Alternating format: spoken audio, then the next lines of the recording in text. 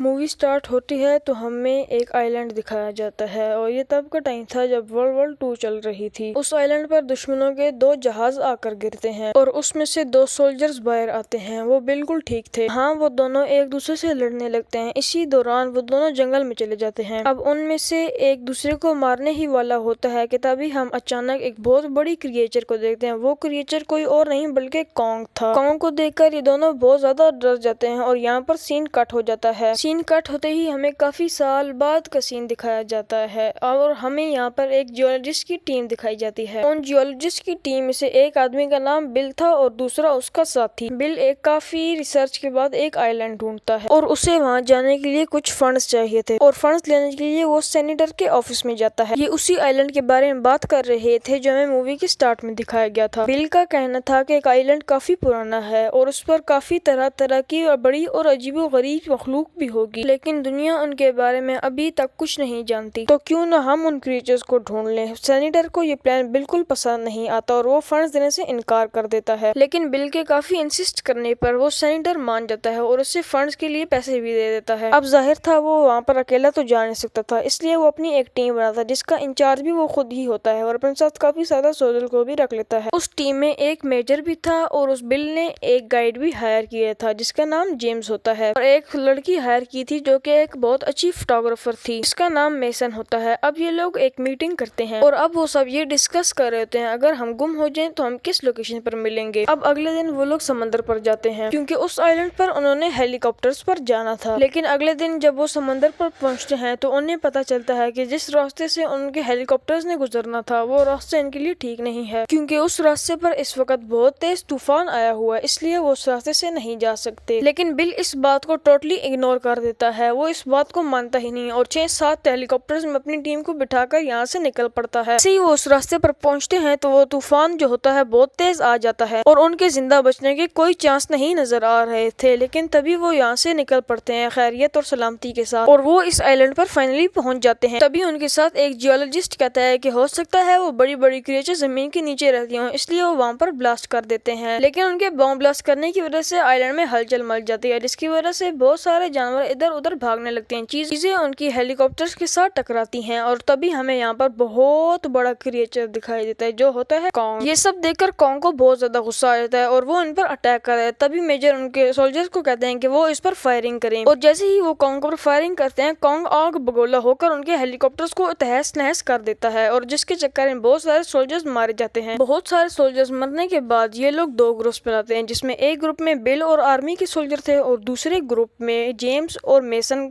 थे। अब मेजर को ये देखकर सब बहुत ज्यादा गुस्सा आ जाता है क्योंकि वो बिल पर गन टान लेता है और कहता है कि बताओ तुम हमें यहाँ पर क्यों लाए हो। तभी बिल उसे कहता है कि ये दुनिया, ये प्लेनेट हमारा था ही नहीं बल्कि यहाँ पर कई साल पहले बहुत सारे अजीबो गरीब क्रिएचर्स रहा करते थे। वो मजीद बातें बताता है कि एक दिन मैं बोट पर सफर कर रहा था अपनी टीम के साथ कि एक अजीबो गरीब जानवर ने हम पर हमला कर दिया और मेरे साथ सारे साथियों को मार दिया सिवाय मेरे। और बिल कहने लगता है कि जब मैं सब वापस गया तो मैंने सब लोगों को सब कुछ बताया, लेकिन उन्होंने मेरी किसी बात का यकीन ना किया। तो फिर मैंने सोचा कि मैं ऐसी क्रिएचर को दुनिया के सामने ला के रहूंगा। तो मुसलसल 30 साल की रिसर्च के बाद उसको ये आइलैंड मिला ताकि वो यहाँ पर आ सके और दुनिया वालों को हकीकत बता सके। और वो मेजर को कहता है कि जल्द ये क्रिएचर्स इंसानों पर कब्जा कर लेंगे, इससे पहले ये क्रिएचर्स हम पर हमला कर दें, हम लोग इनको पहले ही कंट्रोल कर लेते हैं।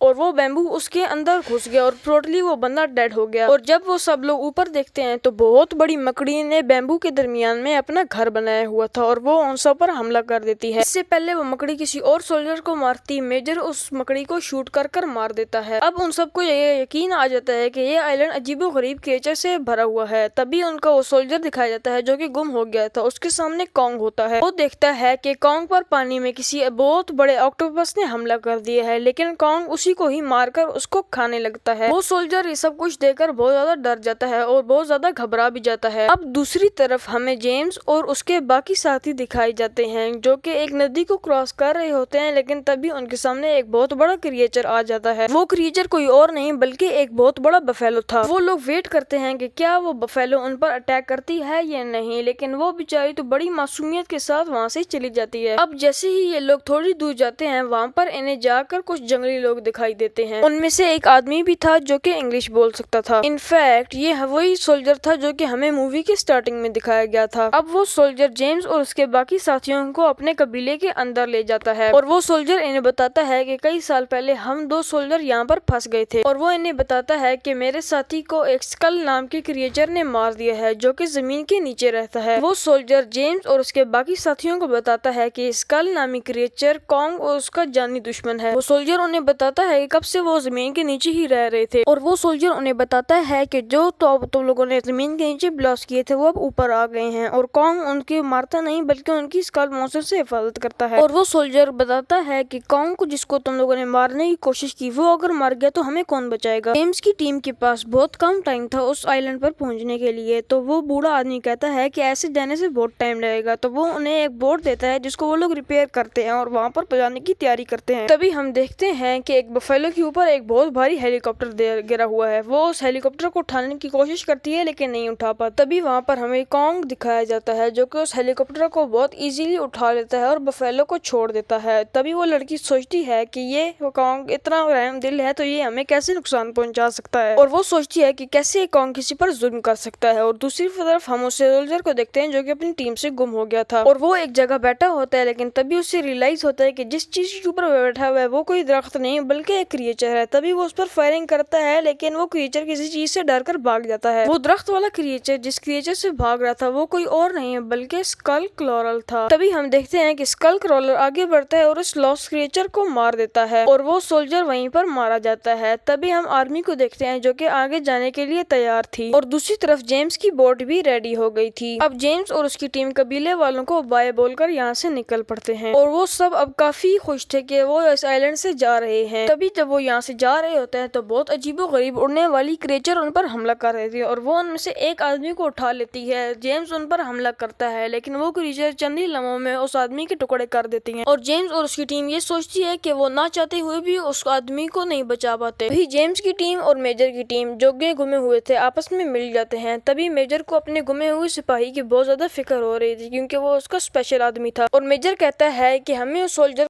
को ढूंढने के लिए वेस्ट में जाना पड़ेगा। तभी वो दूसरा सोल्जर कहता है कि वेस्ट में जाना बहुत ज्यादा खतरनाक साबित होगा हमारे लिए। तभी मेजर उन सब में से किसी एक की नहीं सुनता और जेम्स से कहता है कि तुम मेरे साथ चलो, और वो सब मिलकर एक जगह पर जाते हैं जहाँ पर बहुत बड़ी हड्डियां फॉसिल मिलकर फ्यूल बन चुके थे। तभी उनमें से एक आदमी सिगरेट पीकर वहाँ पर फेंक देता है जिसकी वजह से वहाँ पर बहुत बड़ा धमाका हो जाता है, जिसकी वजह से वहाँ पर आग लग जाती है और बहुत बड़ा धमाका होता है, जिसकी वजह से आसपास से स्कल क्रॉलर जिंदा होकर दोबारा वापस आ जाते हैं और उन पर हमला कर देते हैं। और दूसरी तरफ वो सब सोल्जर उस क्रिएचर पर हमला करते हैं। तभी इस क्रिएचर के मुंह से एक लॉकेट और एक स्कल निकलता है जिसकी वजह से जेम्स समझ जाता है कि वो आदमी अब जिंदा नहीं बचा। अब वो सब यहाँ पर भाग ही नहीं सकते थे क्योंकि यहाँ पर चारों तरफ स्कल क्रिएचर्स फैल चुके थे, जिसकी वजह से यहाँ पर ग्रीन गैस भी बहुत ज्यादा आ गई थी। लेकिन तब भी कैसे न कैसे करके वो अपनी फायर गन्स और बाकी गन से उन क्रिएचर्स को मार ही देते हैं। जेम्स मेजर को बताता है कि आपका वो सोल्जर जिंदा नहीं रहा, वो मर चुका है। ये सुनकर मेजर को बहुत ज्यादा गुस्सा आ जाता है और वो आग बगोला हो जाता है, और वो मेजर कहता है कि अब मैं कॉन्ग को बिल्कुल नहीं छोड़ूंगा। लेकिन वहाँ पर सारे लोग उससे कहते हैं कि इसमें कॉन्ग का कोई कसूर नहीं है बल्कि कॉन्ग उनकी हेल्प कर रहा है, और वो उस मेजर को कहते हैं कि अगर कॉन्ग मर गया तो हम अपनी उम्र भर यहीं गुजार देंगे। लेकिन मेजर बहुत ज्यादा जिद्दी था, वो उनमें से किसी की नहीं सुनता। तो जेम्स उसे कहता है कि आप दूसरी जानिब जाएं और मैं अपने साथियों के साथ बोट पे जाके आपका वेट करता हूँ। अब वो सब लोग फिर से 2 टीम्स में डिवाइड हो जाते हैं। लेकिन तभी जहाँ पर जेम्स के साथ जो लड़की होती है वो यहाँ पर फोटोग्राफी कर ही रही होती है कि अचानक उसे उनके सामने आता है कॉन्ग। वो लड़की डरते डरते अपना हाथ आगे बढ़ाती है और कॉन्ग को प्यार करने लगती है। वो ये देखकर बहुत ज्यादा खुश होती है कि कॉन्ग ने उसको कुछ नहीं कहा। अब जेम्स को देखकर ये बहुत अच्छा लगता है कि कॉन्ग कोई बुरी क्रिएचर नहीं बल्कि एक बहुत ही अच्छी क्रिएचर है। लेकिन हम तब भी मेजर को देखते हैं जिसने नदी के किनारे बहुत सारे बॉम्ब गिफ्ट कर दिए थे और वो उन सब बॉम्ब्स को ब्लास्ट कर देता है। तभी हमें कॉन्ग को दिखाया जाता है जो कि उस सोल्जर पर हमला कर देता है।